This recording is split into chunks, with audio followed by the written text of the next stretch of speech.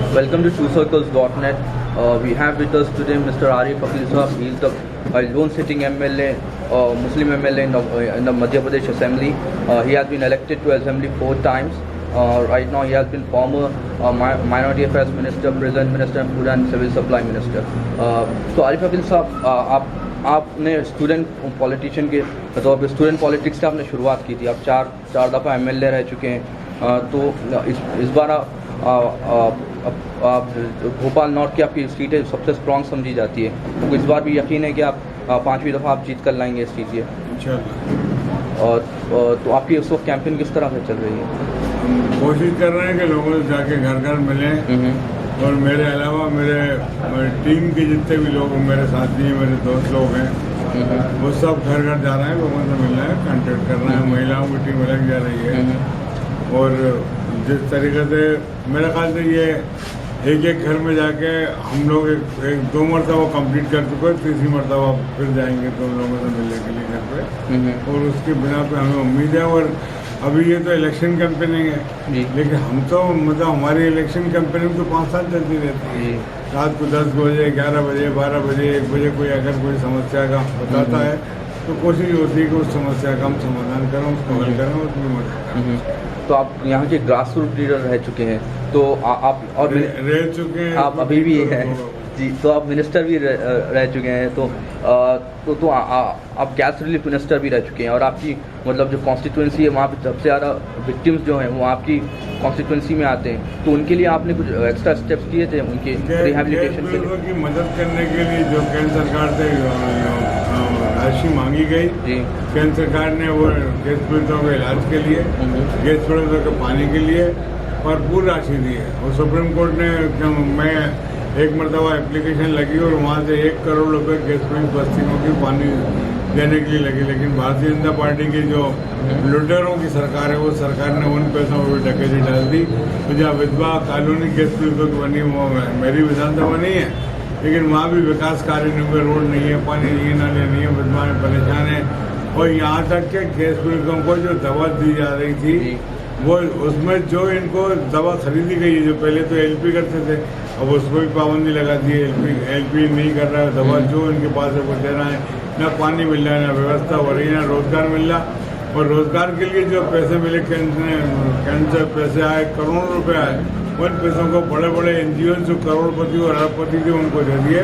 वो पैसे गैस पीड़ितों के गरीबों को खर्चा करने के लिए, तो उनको रोजगार के लिए थे, लेकिन वो करोड़पति NGO को दे दिए. तो मतलब ये गैस जो भोपाल गैस लीक का केस है तो सेंटर के हाथ में है, और सेंटर पे आपकी सरकार है. तो आपने प्रेशर बिल्डअप किया उधर इंक्वायरी बिठाने के लिए? बिल्डअप करने के बाद ही तो राशि मिली जी.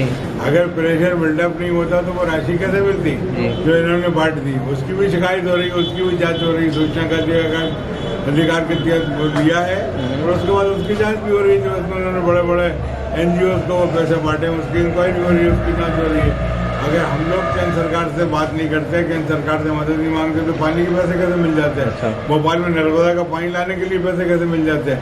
गैस पीड़ितों के इलाज के लिए पैसे आज केंद्र सरकार ही पैसे देती है, तो गैस पीड़ितों का इलाज हो रहा है. ये नाकारा लोग तो अब उनके पास तो इतना बजट भी नहीं है कि अलग गैस पीड़ित जो है वो मध्य प्रदेश के नागरिक तो है, बीमार हैं, उनके इलाज की तो इनको व्यवस्था करना चाहिए. लेकिन केंद्र सरकार पैसे देगी तो गैस पीड़ितों का इलाज होगा. और गैस पीड़ितों के नाम पे जो भ्रष्टाचार है, लूट मची हुई है. आप मध्य प्रदेश असेंबली में लौटे मुसलमान MLA हैं, तो आप सारी मुस्लिम कम्युनिटी को रिप्रेजेंट कर रहे थे असेंबली में, जो असेंबली अब जो गुजरी है. तो उसमें आपने कुछ मुस्लिम इश्यूज उठाए असेंबली में? मध्य प्रदेश में भारतीय जनता पार्टी की सरकार में 50-60 जगह तकरीबन कम्युनल टेंशन हुआ. और उस हर कम्युनल टेंशन पे विधानसभा मेरा क्वेश्चन है. अच्छा. वहाँ जहाँ एक मरतबा बालाघाट में कुछ गलत फोटो हुजूर की शान में दिए निकाले थे, उस पर मैंने FIR कराई. और मध्य प्रदेश में जहाँ जहाँ अल्पसंख्यकों पर जुल्म किया है इन्होंने, उसके खिलाफ मेरी आवाज़ बुलंद हुई है. जी. तो मतलब भारतीय जनता पार्टी की तरफ से आप जब आवाज़ उठाते हैं असेंबली में, तो रिएक्शन उन लोग की तरफ से किस तरह का आता था? शिवराज सिंह चौहान की तो इमेज है कि वो इंक्लूसिव लीडर है, बीजेपी के मॉडरेट फेस हैं, सबको साथ लेके चल रहे हैं. आपको मीडिया की हाइप दिखता है? हमारे पास तो 2-3 लोग मध्य प्रदेश के और हैं जिनकी बहुत अच्छी इमेज है. एक डाकू मलखान होते थे, एक माधो सिंह होते थे, ये लूटते थे, मतलब लूट के इनकी इमेज बन गई थी कि ये लुटेरे हैं। वही इमेज भारतीय जनता पार्टी के वर्तमान सरकार की है। इनमें से हर एक मिनिस्टर, जब 16 मिनिस्टर लोकायुक्त के दायरे में है, ये भ्रष्टाचार करना है। और कहाँ ऐसा आपने कहीं देखा है कि सीएम हाउस में नोट गिनने की मशीन? क्यों? बैंक खुल गई है क्या सीएम हाउस में नोट गिनने की मशीन?